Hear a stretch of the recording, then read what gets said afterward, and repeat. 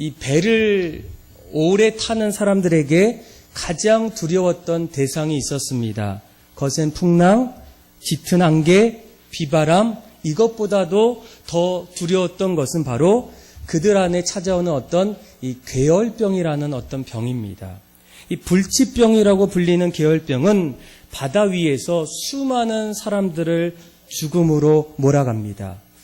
그러던 18세기 중엽에 영국 해군 함정에서 한 군인이 두 다리가 퉁퉁 부어서 걸을 수 없게 되자 그것을 보았던 선장이 혹시 괴혈병으로 이곳에서 전염되지 않을까. 그래서 그를 대서양 황량한 섬에 결국 내려놓게 됩니다. 버림받은 수명은 섬 여기저기서 살기 위해서 무성한 싱싱한 풀들을 씹으면서 하루하루를 연명하게 되는데 그 이후의 삶은 여러분 어떻게 되었을까? 놀랍게도 병에 걸렸고 약해져 갔던 그 수병은 며칠 뒤에 오히려 건강하게 걸을 수 있었고 곧 기력을 회복해서 얼마 후에 집으로 돌아갔다는 거예요. 이 짐승처럼 풀을 먹고 살았다는 그 군인의 이야기를 들었던 스코틀랜드의 군의관인 이 제임스 린드 박사는 사람들이 보통 식사에서 포함되지 않는 그 어떤 것이 혹시 그 병사가 먹었던 풀 속에 무언가가 있지 않을까. 계열병과 음식 사이의 어떤 관계에 대한 어떤 의문을 갖기 시작합니다.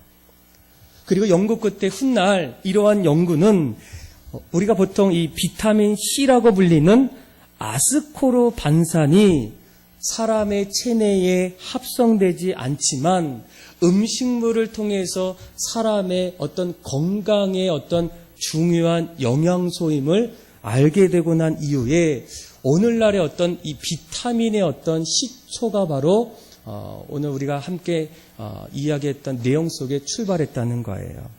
여러분, 오늘날 많은 사람들이 각자 여러 가지 어떤 이 비타민들을 복용합니다. 무엇 때문이겠습니까? 사람들의 어떤 건강 때문입니다. 사람들은 누구나 살면서 이 건강하기를 원한다는 거예요. 어떤 것이든 몸에 좋기만 한다면, 지금보다도 더 건강할 수만 있다면 찾아다니면서 아주 건강식품, 아주 좋은 것들을 점점 찾는다는 거예요. 여러분들은 요즘에 건강을 위해서 어떤 비타민, 또 어떤 것을 또 섭취하고 있습니까? 그런데 여러분, 우리가 육체의 건강을 위해서 비타민, 여러 어떤 건강식품을 복용하듯이 우리의 건강한 신앙생활과 성숙한 신앙을 위해서는 우리에게 반드시 영혼의 비타민과 같은 어떤 것들이 반드시 필요하다는 거예요. 만약 영혼의 비타민이 있어서 내 영혼을 더욱더 풍성하게 할 수만 있다면 여러분, 우리가 그 부분을 어떻게 해야 되겠습니까? 성경에 보게 되면 이 건강한 신앙인들, 또 어떤 삶의 자리에서 그 신앙이 주저할 수밖에 없었던 그 자리에서도 다시금 일어났던 그 자리에는 반드시 그들에게 영혼의 비타민 같은 그 무언가가 있었다는 거예요. 그것이 바로 성경에 보면 바로 이 성령 충만이라는 거예요.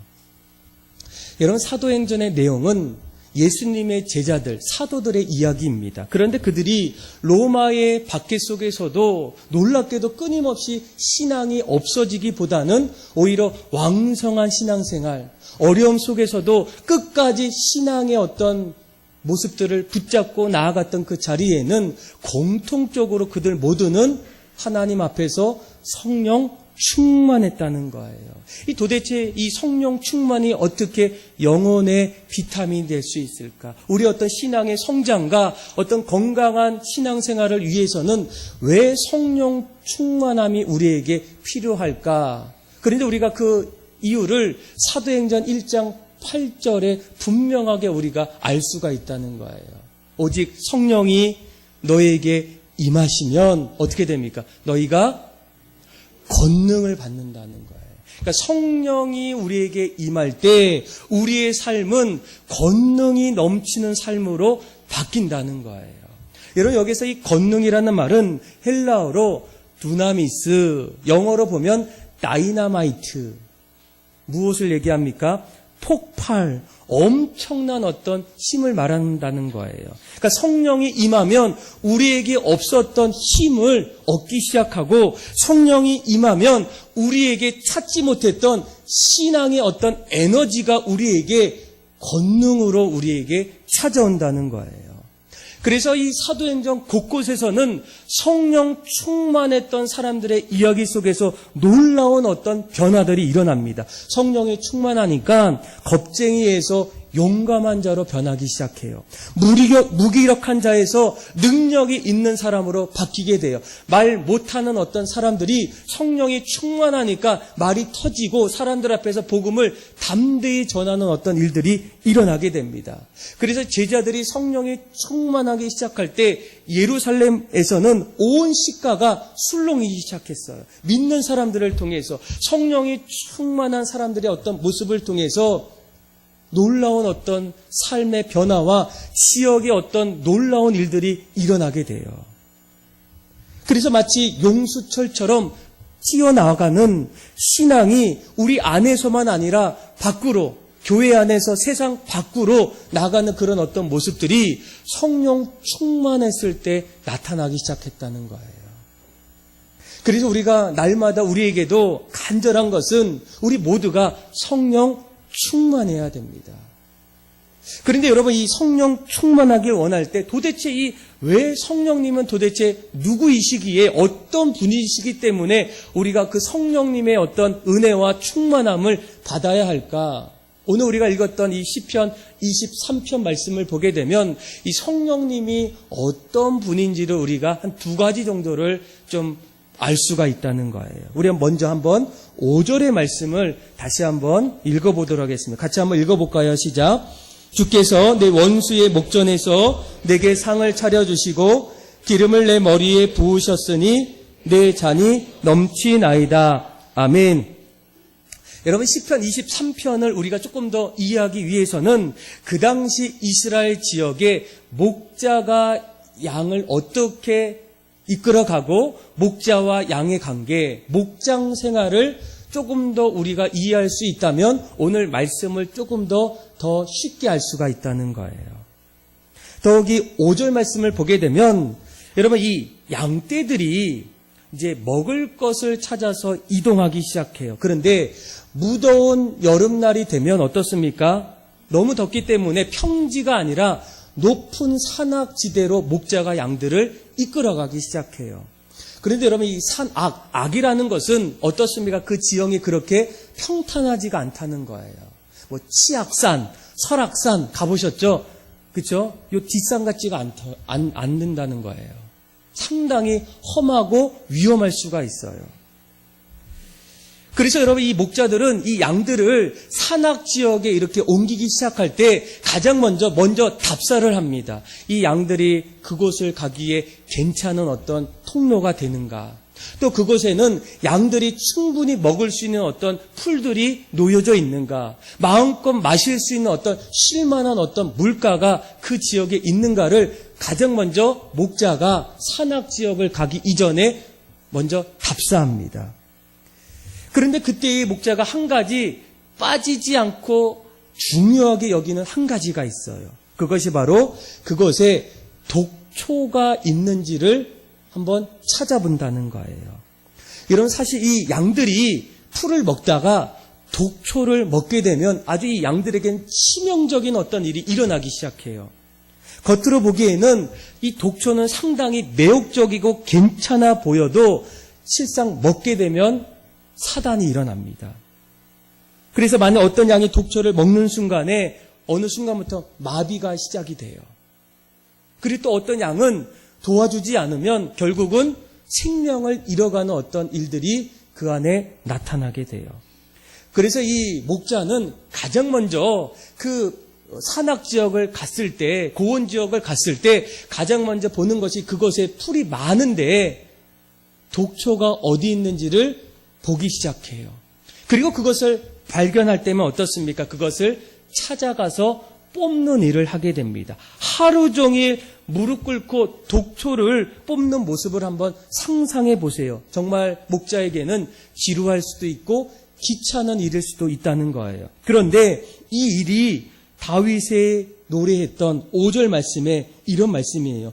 주께서, 여기서 이 주께서는 오늘날 성령님을 얘기해요. 주께서 내 원수의 목전에서 무엇을 하고 계시다고요? 내게 상을 차려주고 있다는 거예요.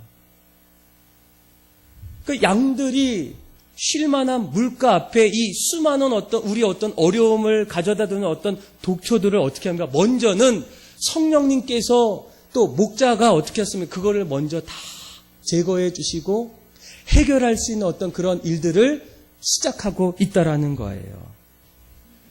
그래서 여러분 이 성령님은 어떤 분일까? 성령님은 우리를 도와주시되 앞서서 도와주시는 분이 바로 성령님이라는 거예요. 우리가 왜 성령 충만해야 될까? 왜 사람들이 성령 충만하세요? 이렇게 우리가 권면하는 이유가 도대체 무엇일까? 성령님이 우리 안에 거하시면, 성령으로 충만하면 그분이 우리를 도와주시되 앞서서 목자가 먼저 이 푸른 초장 앞에서 독초를 먼저 다 제거하는 것처럼 이 목자가 그런 일들, 성령께서 그 일들을 우리 안에서 행하신다는 거예요.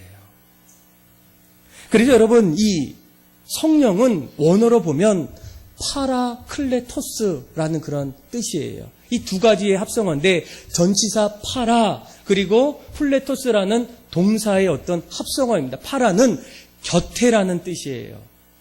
그리고 파라클레토스는 변호하다. 곁에서 나를 변호하고 있다는 거예요. 곁에서 내가 어려울 때마다 나를 도와주신다는 거예요. 먼저 앞서가서 내 어떤 인생의 자리에서 내가 해결하지 못하는 또 갑갑한 또 어려운 어떤 그런 인생의 자리에서 성령께서 우리에게 임하시면 먼저 그분은 그 자리에 가서 앞서서 우리를 어떻게 하신다고요? 도와주신다는 거예요.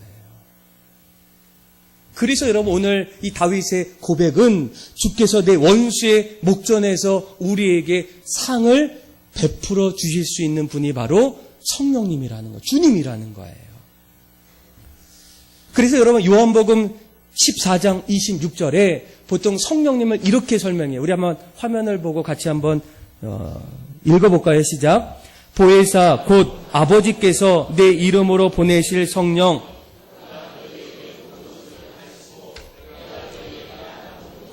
생각나게 아멘. 자, 성령이 오시면 너희를 어떻게 한다고요? 가르치시고 또 우리가 생각하지 못했던, 알지 못했던 것들을 어떻게 한다고요? 생각나게 하시는 분이라는 거예요. 먼저 앞서가서 우리의 길을 예비해 주시고 생각나게 하시고 가르쳐 주시고 도와주시는 분이 누구라고요?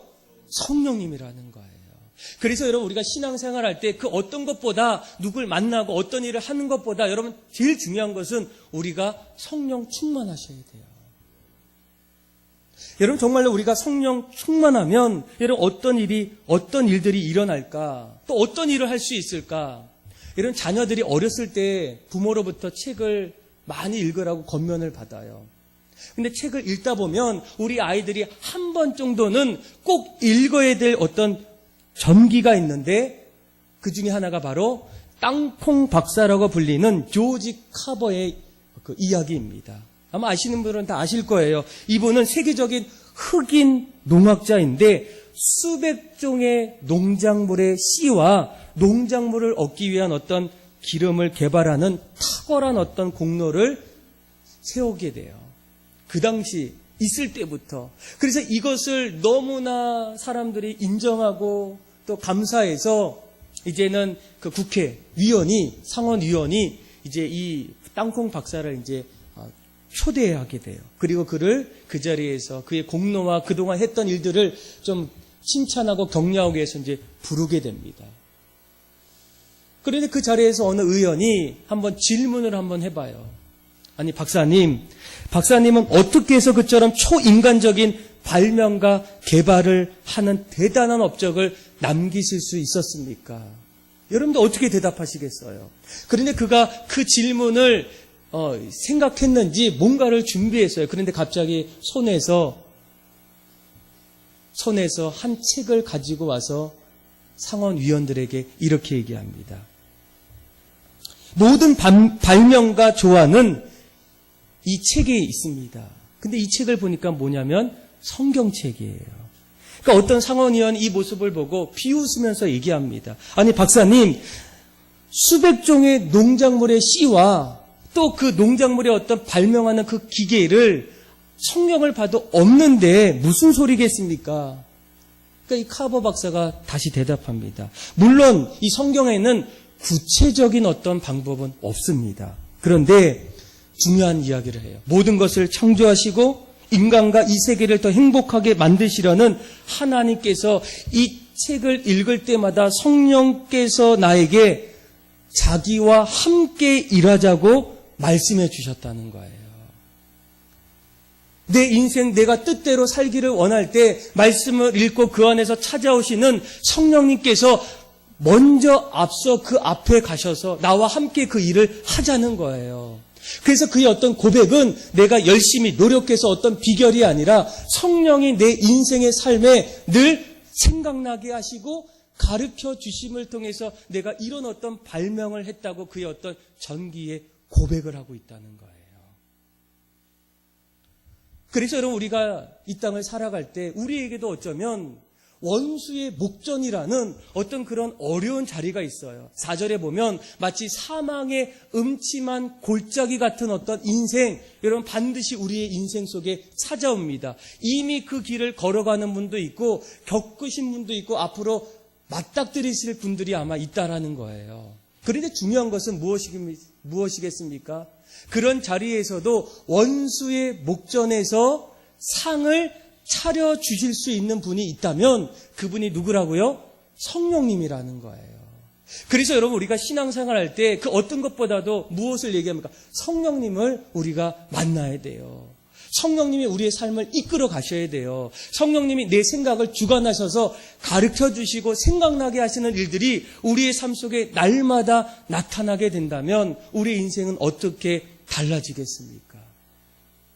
그래서 여러분 오늘 다윗은 이 양과 목자의 어떤 관계 속에서 하나님은 목자이시고 양은 우리라고 한다면 항상 우리의 원수의 목전에서 하나님은 성령님은 우리에게 먹을 수 있고 안전하게 할 수 있는 그 상을 우리에게 차려주신다는 거예요.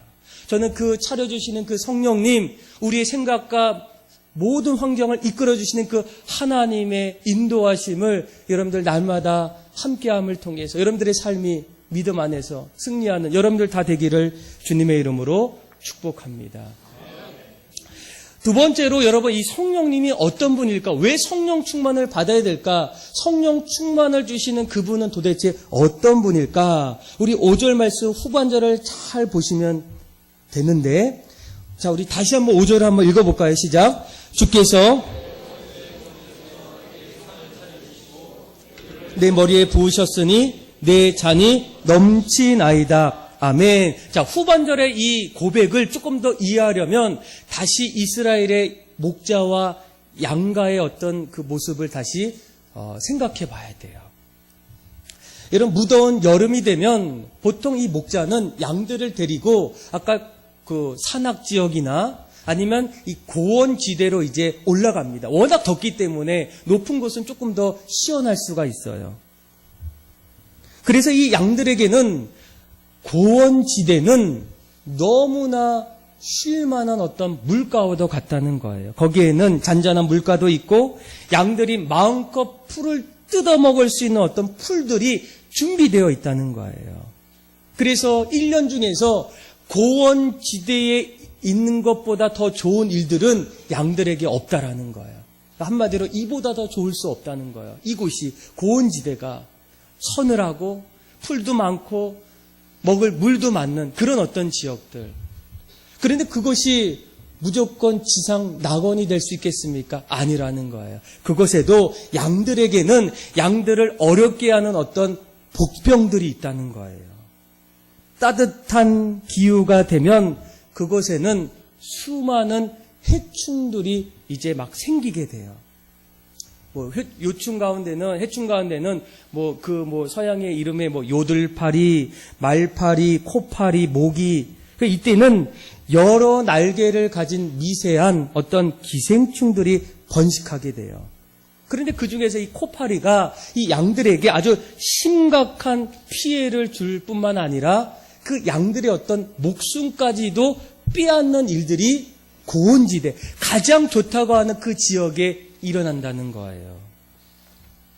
어떻게 그런 일들이 일어날까? 이런 이 파리들이 이제 잘 살다가 이제 알을 낳아야 돼요. 이제 새끼들을 낳아야 돼요.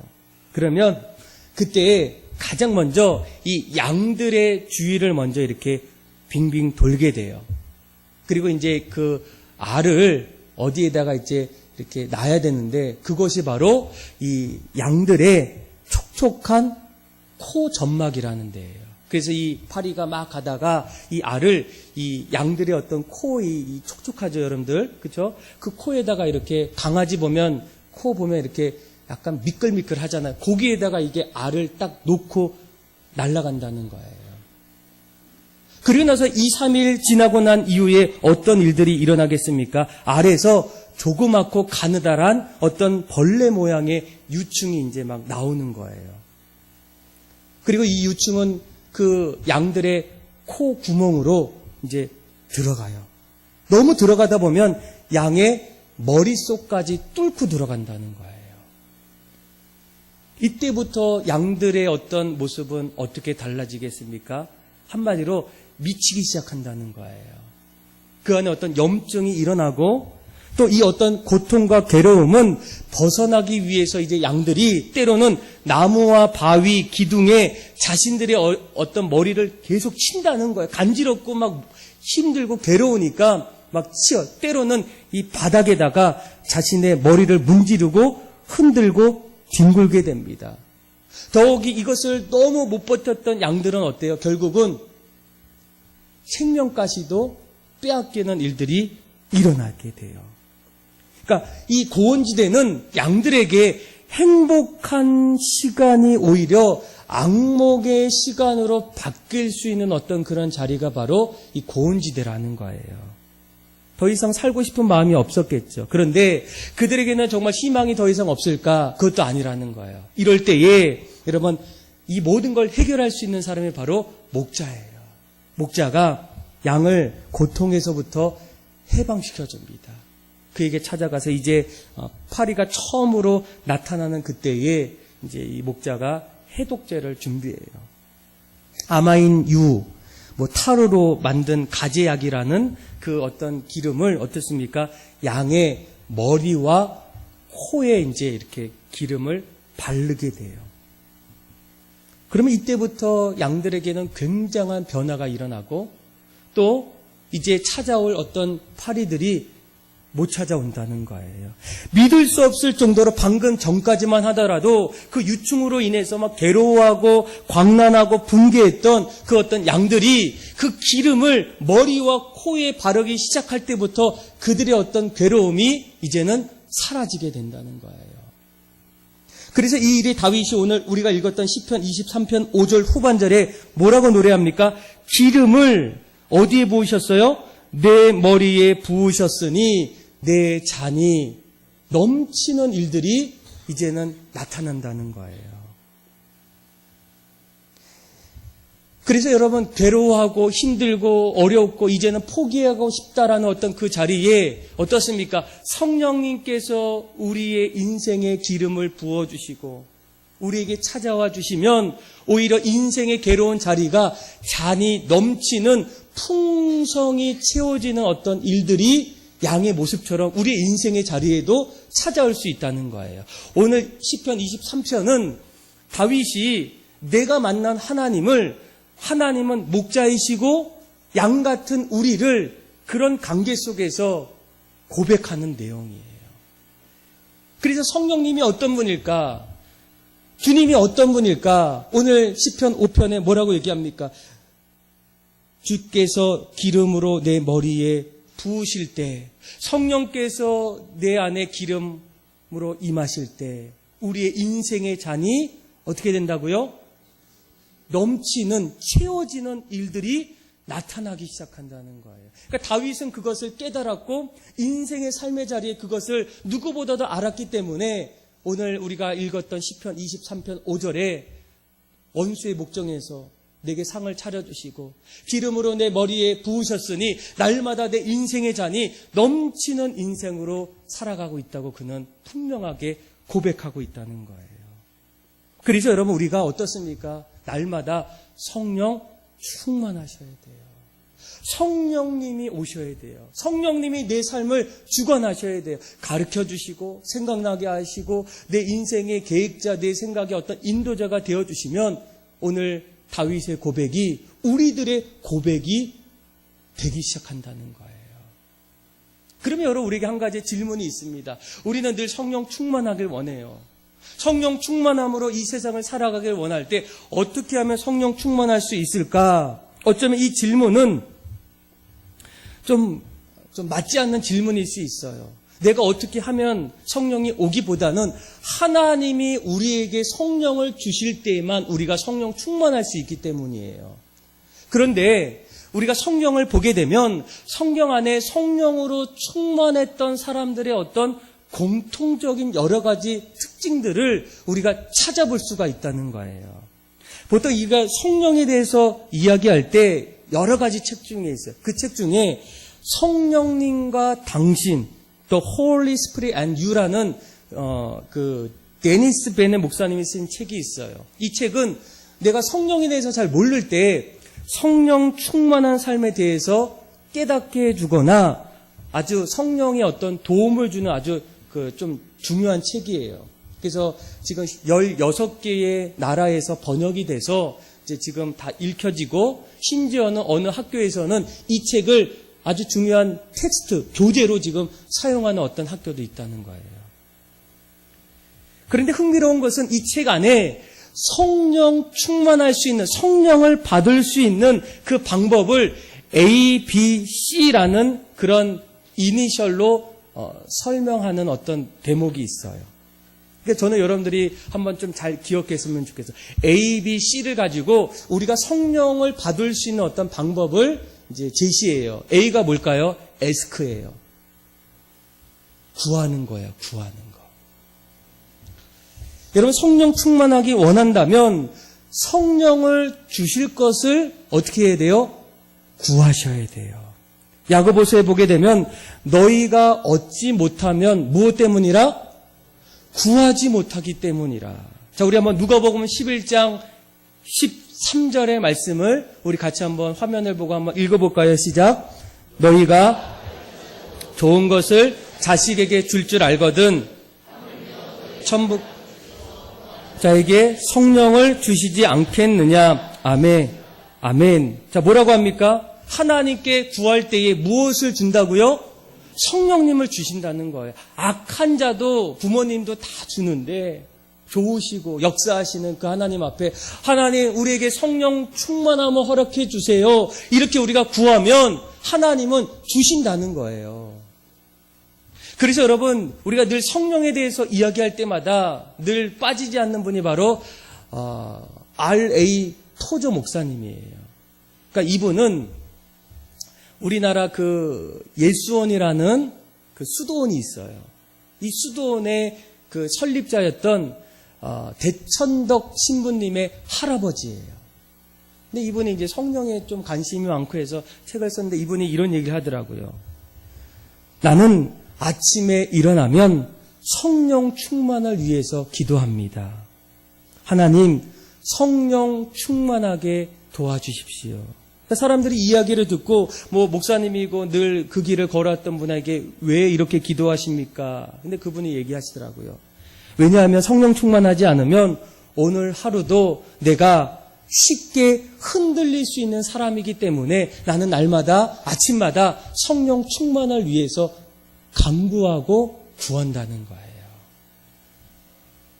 여러분들은 어떻습니까? 늘 성령 충만하길 원할 때 가장 먼저 우리가 해야 될 일은 ask, 구하는 거예요. 성령님 나에게 찾아와 주세요. 성령님 나와 함께 해주세요. 성령으로 나를 역사해 달라고 여러분들이 간구하셔야 돼요. 구하셔야 돼요. 그것이 성령 충만했던 사람들의 첫 번째 특징이라는 거예요. A, ask. 그 다음에 B는 뭘까요? believe. 뭐예요? 믿는 거예요. 여러분, 우리가 성령을 구하는 그 순간에 받을 것이라고 믿는 사람이 있고, 주실까 갈등하는 분도 있고, 구하라고 했으니까 구하지만 뭐 주면 주는 거고 안 주면 안 주는 거지, 그런 어떤 마음을 갖고 있는 사람들도 종종 있을 거예요. 그런데 여러분, 우리가 성령 충만했던 사람들은 먼저 성령을 구했고, 성령을 구하면서 반드시 하나님께서 나에게 성령으로 충만하게 다가오심을 어떻게 했다고요? 믿었다는 거예요. 그러니까 믿음은 무엇이겠습니까? 능동적임으로 먼저 내 발을 앞으로 내딛는 거예요. 필요합니다. 성령을 구하지만 긴가민가한 사람도 있다는 거예요. 그런데 확실하게 믿고 나아가면 반드시 성령께서 내 인생의 길이 되어주시고 가르쳐 주시고 생각나게 해주신다는 거예요. A는 뭐예요? ask, 구하는 거예요. B는 believe, 이제 그 다음에 뭐가 남았죠? C는 confess예요. 고백이에요. 고백. 이 알레이 토조 목사님은 날마다 아침마다 일어나면서 성령님을 구했어요.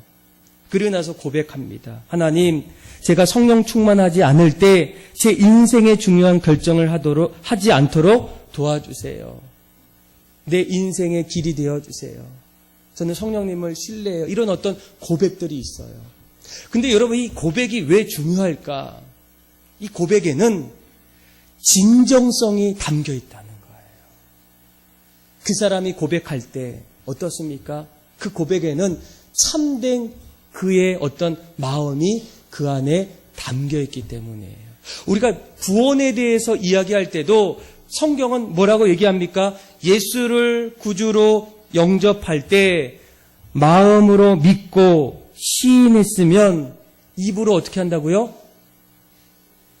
시인하는 거예요. 고백하는 거예요. 내가 예수를 주로 고백하며 입으로 그를 시인하는 거예요. 왜 시인할까? 그 시인 앞에는, 그 안에는 그 사람의 어떤 진정한 하나님만을 어떤 바라는 어떤 그런 간절한 마음이 들어있기 때문이에요.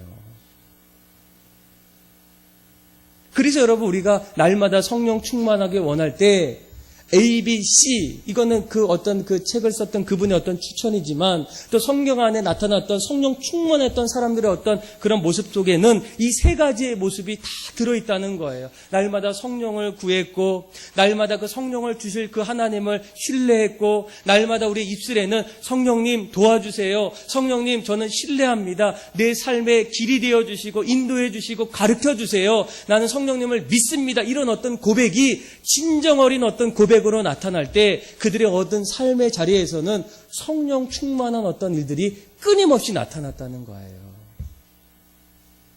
그래서 여러분, 성경에 보면 수많은 어떤 모세, 바울, 베드로, 요한, 이런 어떤 수많은 사람들의 어떤 모습 속에 성령 충만한 어떤 일들 보지 않게 됩니까?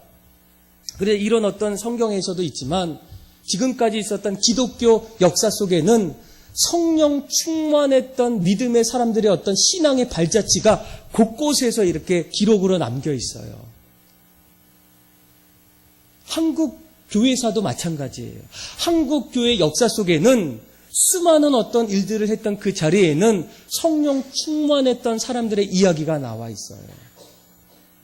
여러분, 우리 한국 교회사는 우리나라뿐만 아니라 전 세계의 사람들이 한국 교회사를 보게 되면 깜짝 놀라 이해되지 않는 일들이 있어요. 어떻게 100년밖에 되지 않는 이 나라가 그러니까 선교를 받아야 될 나라가 어떻게 이제는 선교하는 그런 선교의 기지국이 됐을까?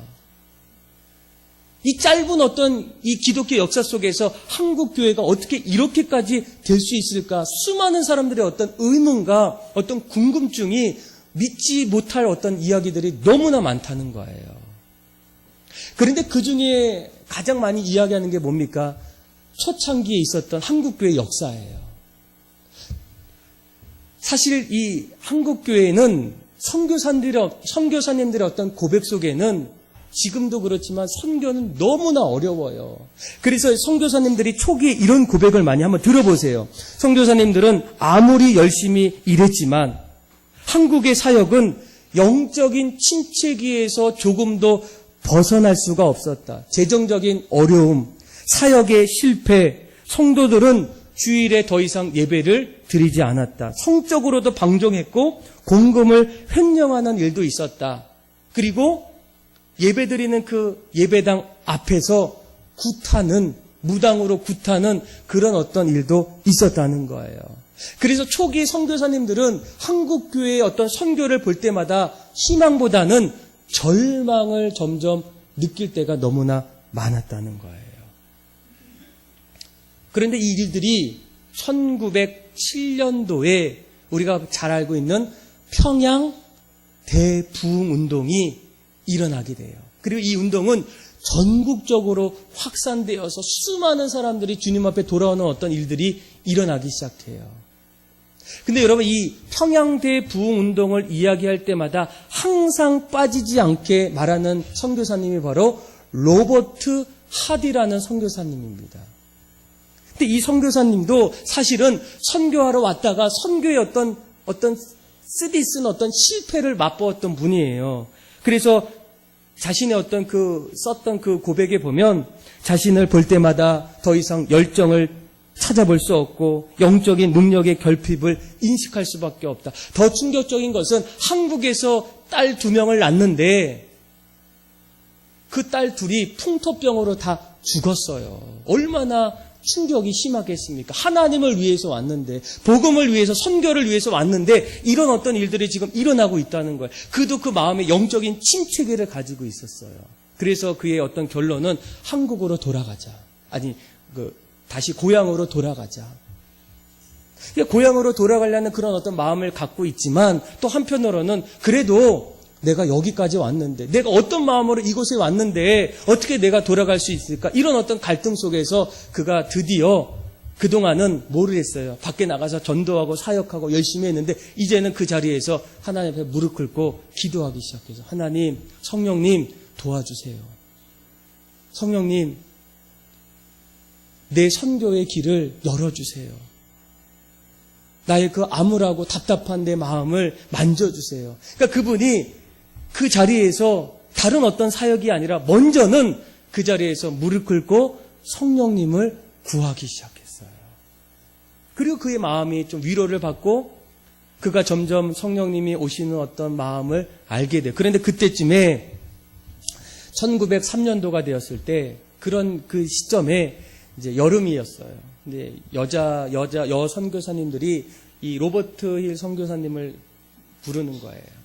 선교사님, 저희들에게도 말씀을 전해주시고 또 기도회를 인도해 주세요.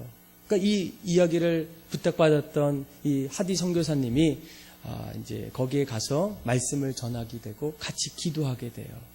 그런데 놀라운 것은 1907년이 아니라 1903년도에 선교사님들끼리 모여서 함께 말씀을 듣고 기도하는 그 자리에 그들이 성령님이 우리 안에 충만하게 오시는 그 어떤 모습을 점점 깨닫게 돼요. 그러면서 선교사님이 이런 고백을 해요. 먼저 내 자신이 회개해야 된다. 성령님의 어떤 그 이야기를 들었다는 거예요. 그래서 그분은 이렇게 고백해요. 한번 들어보세요. 성령이 내게 오셨을 때 성령께서 제게 첫 번째로 요구하신 것은 제가 한국 교인들 앞에서 내 과거의 실패와 그 원인을 자백하라는 것이다. 이것은 매우 고통스럽고 수치스러운 일이다. 그런데 여러분 어떻습니까? 성령님이 자꾸만 그 얘기를 하라는 거예요. 고백하라는 거예요. 회개하라는 거예요. 그래서 이 로버트 하디 선교사님이 고백합니다. 이렇게 얘기해요. 그분은 이제 26살, 그 젊은 나이에 이제 선교사로 왔어요. 의료를 위해서. 근데 그분이 이렇게 얘기해요. 나는 의사라는 자부심과 백인 우월주의에서 벗어나지 못했습니다. 내가 사역이 실패하는 건 모두 한국 사람들 때문이라고 여겼습니다. 하지만 말씀을 통해 성령님을 통해 깨달았습니다. 실패의 원인은 바로 나에게 있다는 것을. 그러니까 성령께서 그 선교의 자리에서 내가 무엇을 했는지를 가르쳐 주다 보니까 어떻습니까? 나의 교만, 닫혀있던 마음들, 신앙의 결핍, 이 모든 것들이 하나하나 철저하게 드러나기 시작한다는 거예요. 그리고 나서 이것들을 성도들에게 고백하고 그리고 성도들과 선교사님들과 함께 했을 때 1903년도에 이 하디 선교사님의 회개의 어떤 기도가 원산에서 성령의 어떤 운동으로 점점 바뀌면서 이것이 결국 1907년도에 평양 대부흥 운동까지 확산되었다는 거예요. 그래서 이 노블이라는 선교사가 이런 고백을 해요. 한번 들어보세요. 우리는 슬프게도 대부분의 한국 신자들이 머리의 회개는 이루었으나 마음의 회개는 이루지 못했다는 사실을 알고 있었다. 하지만 이제 그들은 마음의 회개를 이루었으며 이것을 이룬 사람은 성령의 세례를 받고자 애쓰고 있다. 그러니까 성령께서 오셔서 이 모든 일들을 주관하셨고 이끄셨다는 거예요. 저는 오늘 이 마지막 이 이야기, 한국교회사의 이야기를 들으면서 한 가지 도전이 되는 게 있어요. 만약 우리 어떤 삶의 자리에 날마다 성령이 우리 안에 충만할 수 있다면 우리의 인생은 어떻게 되어질까? 우리 가정에서 날마다 성령 충만한 남편, 아내를 통해서 어떤 일들이 일어날까? 우리 교회도 마찬가지예요. 우리 교회가 날마다 모이기에 힘쓸 때 그 자리에 성령께서 로버트 하디 선교사 앞에서 찾아오셔서 가르쳐주고 인도하셨던 그 일들이 우리 교회 안에서도 일어나고 있다면 어떤 일들이 앞으로 일어날 수 있을까? 이런 어떤 도전이 강하게 오더라고요. 여러분, 성령이 충만하면 우리의 생각을 뛰어넘는 일들이 나타나요. 오늘 우리가 읽었던 이 5절 말씀을 보세요. 성령이 오시면 주께서 우리의 원수라고 하는 그 목전에서 이제는 끝났어. 나를 어렵게, 힘들게, 괴롭게 이런 어떤 일들이 어떻습니까? 목전에서 오히려 내가 편안하게 쉴 수 있는 상을 베푸신다는 거예요. 내 머리에 성령이 기름을 부으시면 내 인생의 잔이 어떻게 된다고요? 넘치는 인생이 될 수가 있다는 거예요. 교회가 넘치는 교회, 가정이 넘치는 가정, 직장이 넘치는 직장, 이런 어떤 일들이 성령이 충만하게 일어나기 시작한다면 그때서 비로소 그 일들이 나타난다는 거예요. 그래서 여러분들이 뭐라고 고백해야 됩니까? 뭐라고 소망해야 돼요? 뭐라고 마음에 갈망해야 됩니까? 날마다 성령을 구하시고 날마다 성령의 오심을 믿으시고 날마다 성령 앞에서 고백함을 통해서 우리의 모든 삶이 성령 충만하여서 가정도 교회도 직장도 우리의 삶도 날마다 하나님과 동행하고 하나님이 이끄시는 그런 풍성한 일들이 넘쳐나는 그런 여러분들의 삶이 다 되기를 주님의 이름으로 축복합니다. 우리 이 시간 찬양 한 곡